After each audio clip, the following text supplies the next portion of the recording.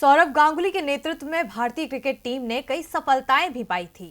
उन्हें भारत के सबसे लोकप्रिय कप्तानों में गिना जाता है। पश्चिम बंगाल में तो सौरव के लिए दीवानगी का आलम है और बीजेपी इसी का फायदा उठाना चाहती है।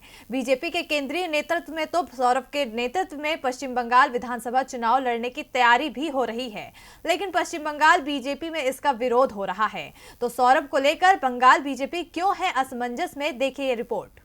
सौरव गांगुली की मुलाकातें इन दिनों तेजी से बीजेपी नेताओं से होने लगी हैं। दादा की पश्चिम बंगाल के राज्यपाल से हुई मुलाकात ने सुर्खियां बटोरी थी, तो अमित शाह के साथ हुई मुलाकात के बाद दावा किया जाने लगा कि सौरभ जल्दी ही बीजेपी में शामिल हो जाएंगे। पार्टी यहां उन्हें ममता के खिलाफ सीएम प्रत्याशी बना सकती है।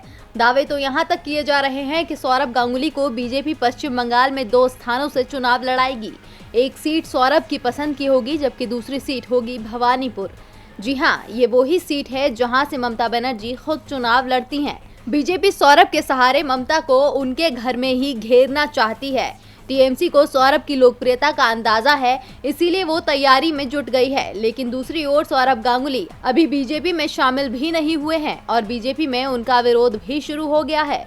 बीजेपी के स्थानीय नेता जो सीएम पद का सपना देख रहे थे, उन्हें सौरभ से नुकसान होता हुआ दिख रहा है।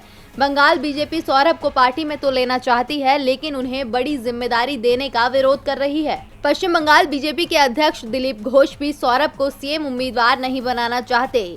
दिलीप घोष ने कहा कि अभी सौरभ गांगुली बीजेपी में शामिल नहीं हुए हैं, ऐसे में उनके लिए कुछ कहना ठीक नहीं होगा। जहां तक सीएम बनने की बात है, तो पहले सौरभ को पार्टी में शामिल होना होगा, उसके बाद उन्हें पार्टी के लिए काम करना पड़ेगा। उसके बाद ही वो किसी पद का दावा कर सकते हैं। पार्टी किसी को सीधे सीएम प्रत्याशी नहीं बनाएगी, यानी दिलीप घोष ने साफ संकेत दे दिया है कि सौरभ पश्चिम बंगाल में बीजेपी की ओर से सीएम प्रत्याशी नहीं बनेंगे। डीवी लाइव की रिपोर्ट।